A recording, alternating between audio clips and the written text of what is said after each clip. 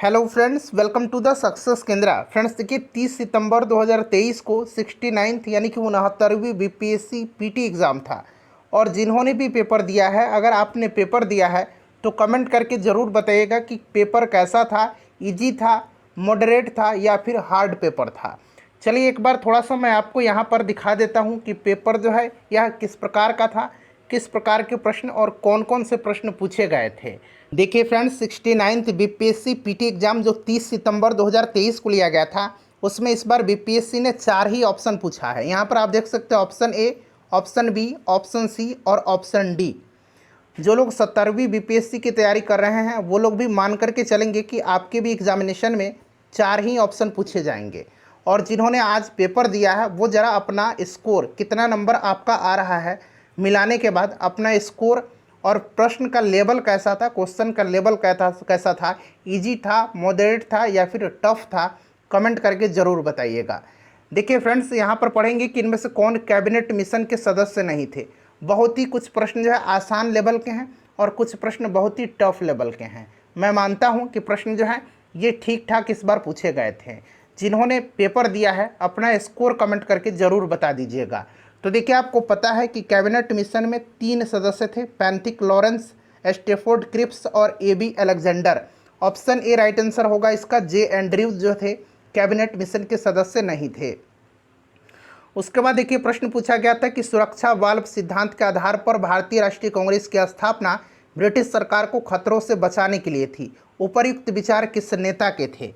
तो देखिए फ्रेंड्स, यह विचार जो था यंग इंडिया में लिखे लेख में लाला लाजपत राय ने सुरक्षा वाल्व की परिकल्पना करते हुए कांग्रेस संगठन को लॉर्ड डफरिन के दिमाग की उपज बताया। और उन्होंने संगठन की स्थापना का प्रमुख उद्देश्य भारतवासियों को राजनीतिक स्वतंत्रता दिलाने की जगह पर ब्रिटिश साम्राज्य के हितों की रक्षा और उस आसन खतरों से बचाना बताया है। तो यहाँ पर देखेंगे राइट आंसर ऑप्शन सी हो जाएगा इसका, लाला लाजपत राय। उसके बाद एक प्रश्न पूछा गया है कि निम्नलिखित में से भारतीय राष्ट्रीय कांग्रेस के किस अधिवेशन में पहली बार मौलिक अधिकार से संबंधित प्रस्ताव पारित किए गए थे? बहुत ही ये सिंपल सा प्रश्न है। लगभग सभी लोग, जो लोग बीपीएससी की तैयारी कर रहे हैं, उनको इसका आंसर पता है। तो ये कराची अधिवेशन 1931 इसका सही आंसर होता। चलिए उसके बाद यहाँ पर देखिएगा प्रश्न पूछा गया है कि 1857 की जो विद्रोह थी उसकी विफलता के निम्नलिखित में से कौन से कारण थे? तो अंग्रेजों की सैन्य श्रेष्ठता, बिल्कुल ये थी। विद्रोहियों के पास कोई एकीकृत कार्यक्रम एवं विचारधारा नहीं थी, ये भी सही है। और समाज के सभी वर्गों का समर्थन नहीं मिला था, तो समाज के सभी वर्गों से समर्थन का अभाव ये भी था। तो तीनों स्टेटमेंट जो हैं ये 1857 के विद्रोह की विफलता के प्रमुख कारण थे। तो यहाँ पर ऑप्शन में देखिए उपर्युक्त सभी दिया गया है, ऑप्शन सी इसका राइट आंसर होगा। उसके बाद देखिएगा कि बिहार का वह रसोइया, चलिए अब आपको दिख रहा होगा, देखिए बिहार का वह रसोइया जिसने 1917 में महात्मा गांधी की हत्या के प्रयास को विफल करके उनके भोजन में मिले जहर से उनकी जान बचाई थी। तो एक बहुत बड़ा षड्यंत्र था उस समय महात्मा गांधी जी को मारने के लिए, और बतख मियाँ ने जान बचाई थी। ये प्रश्न 68th बीपीएससी में पूछा गया था, ठीक है ना। चलिए उसके बाद देख लीजिए अगला प्रश्न है कि 1937-38 के दौरान बिहार में बर्खास्त आंदोलन किसके द्वारा आयोजित किया गया था? 1937-38 के दौरान बिहार में बर्खास्त आंदोलन जो है ये स्वामी सहजानंद सरस्वती जी के द्वारा आयोजित किया गया था।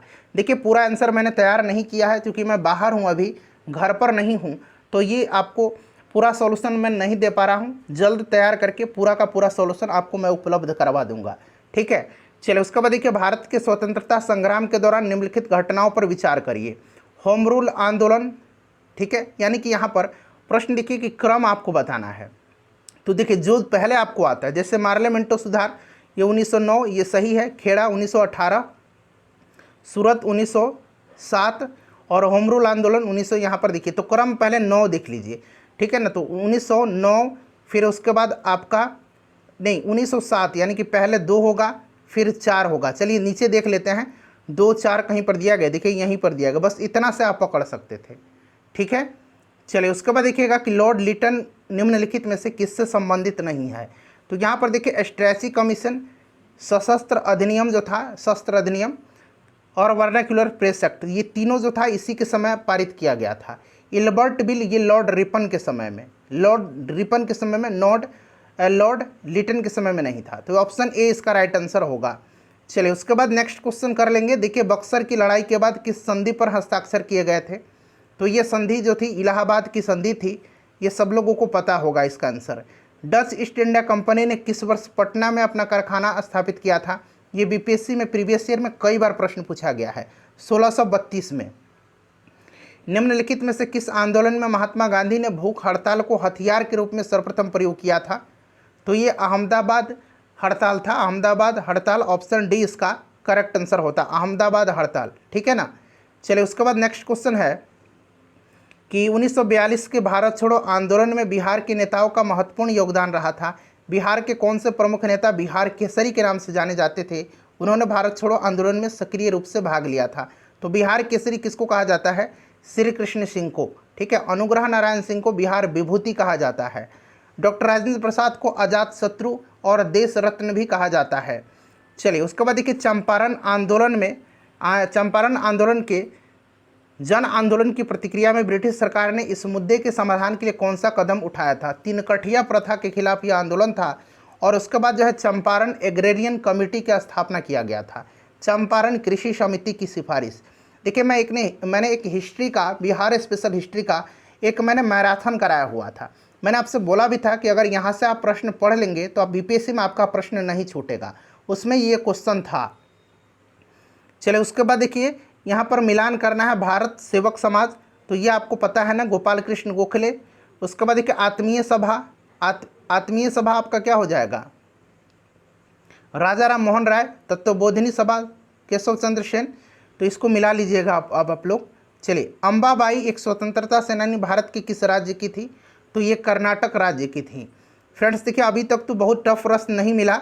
उसके बाद यहाँ पर देखिए रीजनिंग का क्वेश्चन है। मैंने बताया था कि मैं बाहर हूँ फ्रेंड्स, मैंने पूरा अभी सॉल्यूशन तैयार नहीं किया हुआ है, तो आपको जल्द पूरा मैं आपको प्रोवाइड करा दूंगा। निम्नलिखित में से कौन सा तरल बिजली का कुचालक है? तो देखिए नींबू का रस सुचालक होता है, नमकीन पानी भी, संतरे का रस भी। तो उपरोक्त में से कोई नहीं इसका राइट आंसर होगा। उसके बाद देखिएगा कि डीएनए डबल हेलिक्स संरचना की खोज, तो ये वाटसन और क्रिक ने किया था, जेम्स वाटसन और फ्रांसिस क्रिक ने किया था। ये सारा बीपीएससी का प्रीवियस ईयर का क्वेश्चन ये है। उसके बाद देखिए अलग अलग द्रव्यमान की दो वस्तुएं चंद्रमा की सतह के पास स्वतंत्र रूप से गिरने से क्या होगा? ये साइंस का प्रश्न है, थोड़ा ठीक ठाक साइंस का प्रश्न है, मैंने देखा एक झलक इसको। तो किसी भी क्षण एक ही वेग होगा, तो ऑप्शन डी जिन्होंने भी लगाया उनका राइट आंसर होगा इसमें। चलिए उसके बाद देखिएगा कि वेक्टर टीके प्रतिरोधक शक्ति प्रदान करने के लिए कैसे काम करते हैं? वेक्टर टीके प्रतिरोधक शक्ति प्रदान करने के लिए कैसे काम करते हैं? तो सीधे कोशिकाओं में प्रवेश करा करके और उन्हें स्पाइक प्रोटीन बनाने में सक्षम बना करके, स्पाइक प्रोटीन। तो ऑप्शन ए इसका राइट आंसर होगा, ठीक है। चलिए उसके बाद देखिएगा इसका आंसर जो होगा, भूपटल के टुकड़े मेंटल की गति के द्वारा निरंतर धीमी गति से प्रवाहित होते हैं। इस सिद्धांत को प्लेट टेक्टोनिक सिद्धांत कहा जाता है। उसके बाद देखिएगा यहाँ पर mRNA जो है, mRNA, तो आरएनए का मतलब तो आपको पता है राइबोन्यूक्लिक एसिड होता है, लेकिन एम का मतलब यहाँ पर क्या होगा? तो यहाँ पर एम का मतलब जो है ये आपका मैसेंजर राइबोन्यूक्लिक एसिड है, मैसेंजर राइबोन्यूक्लिक एसिड, जो महामारी की शुरुआत से ही व्यापक रूप से चर्चा में रहा है। चलिए उसके बाद देखिए पूछा गया था एसी करंट को कैसे उत्पन्न करते हैं? तो एसी करंट को कैसे उत्पन्न करते हैं? तो फ्रेंड्स ये आपका यहाँ पर डायनोमो हो जाता। चलिए उसके बाद नेक्स्ट क्वेश्चन है धारा का घनत्व होता है, यानी कि जो आपका करंट डेंसिटी है ये क्या है? तो यह एक सदिश राशि है, ठीक है ना, यह एक सदिश राशि है। चलिए उसके बाद देख लीजिएगा प्रश्न कि मेडिकल केमिस्ट्री में दवाओं का वर्गीकरण किस आधार पर सबसे अधिक उपयोगी है? तो ये आणविक लक्ष्य के आधार पर, ठीक है, आणविक लक्ष्य इसका करेक्ट आंसर होगा। जो मैं बता रहा हूँ बिल्कुल सही बता रहा हूँ, क्योंकि मैंने पूरा तैयार नहीं किया, लेकिन जितना मुझे आता है मैंने यहाँ पर आपको दिखा दिया है। निम्नलिखित में से कौन सी प्रतिक्रिया की दर को धीमा करता है?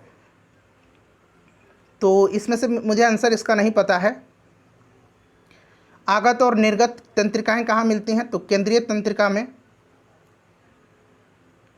उसके बाद देखिए यहाँ पर निम्नलिखित में से कौन सी तकनीकें 5G मोबाइल संचार नेटवर्क द्वारा सक्षम की जाएंगी? तो मेरे ख्याल से इसमें से सारा होगा। तो यहाँ पर देखिएगा 1, 2, 3 इसका राइट आंसर होगा। उसके बाद देखिए यहाँ दिया गया है एक तरफ अंतरिक्ष मिशन है और दूसरी तरफ उनकी खोज किससे जुड़ा हुआ है? तो कैसिनी ह्यूजेंस जो है, कैसिनी ह्यूजेंस यह किससे जुड़ा हुआ है? तो ये शनि और उसके वलय से, जूनो जो है, जूनो जुपिटर से है, बृहस्पति से है। आर्टेमिसिस जो है ये मानव अंतरिक्ष उड़ान चंद्रमा से मंगल ग्रह तक आर्टेमिसिस। और वेरेटस जो है ये शुक्र हो जाएगा, तो ये मिला लीजिएगा। चलिए उसके बाद देखिएगा कि लिनेन जो है ये कपड़ा है और इसकी उत्पत्ति कैसी होती है। तो लिनेन का आपका हो जाएगा सन का पौधा। जटा यानी कि कॉयर, यह किससे उत्पादित होता है? तो फ्रेंड्स यह नारियल हो जाएगा, इसका नारियल का पौधा। मोहार जो होगा ये अंगोरा बकरी, और डाउन जो होगा ये डाउन आपका हो जाएगा बतख एवं गीज के पंख। ठीक है, गीज, गीज जो होते हैं बतख, गीज, हंस, ये सब। चलिए उसके बाद देखिए निम्नलिखित कथन पर विचार करना है। 2 कथन दिया गया है, तो ये दोनों के दोनों सही दिए गए हैं। ठीक है ना, तो कौन सा कथन सही है? तो देखिए यहाँ पर कि टेनियासिस एक आंतों का संक्रमण है जो टेपवर्म की 3 प्रजाति टीनिया सोलियम, टीनिया सगिनाटा और टीनिया एशियाटिका के कारण होता है। सही है।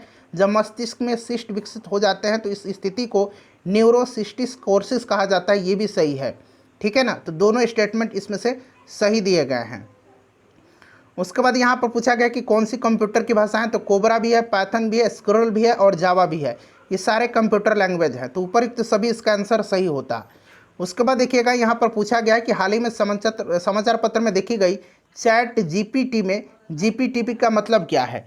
इसमें जीपीटी का मतलब पूछा जा रहा है कि इसका मतलब क्या है। तो यहाँ पर देखेंगे इसका मतलब जो है ये आपका क्या होगा? तो इसका जो मतलब होगा आपका यहाँ पर देख लीजिएगा, ये आपका आंसर हो जाता है इसका जनरेटिव प्री ट्रेंड ट्रांसफार्मर। ठीक है ना। चलिए उसके बाद यहाँ पर देख लेंगे, अगला प्रश्न कर लेते हैं कि निम्नलिखित में से कौन सा जीभ का स्वाद नहीं है? तो देखिए मीठा, कड़वा, नमकीन और खट्टा, उमामी, ये हो जाएगा। तो 4 और 7 इसका राइट आंसर होता है। ठीक है ना, 4 और 7। फ्रेंड्स इसका पूरा मैं आंसर की बना करके आपको जल्द ही उपलब्ध करवा लूँगा। चैनल को सब्सक्राइब कर लीजिए। और देखिए बिहार दरोगा की वैकेंसी आ चुकी है, तो जो लोग अभी बिहार दरोगा की तैयारी कर रहे हैं वो लोग अब सीरियस हो जाइएगा कि बिहार दरोगा की भी वैकेंसी दिया जा चुका है। मैंने उस पर वीडियो अपलोड कर दिया है, जाकर के पूरी डिटेल में मैंने वहाँ पर बताया है, देख लीजिएगा।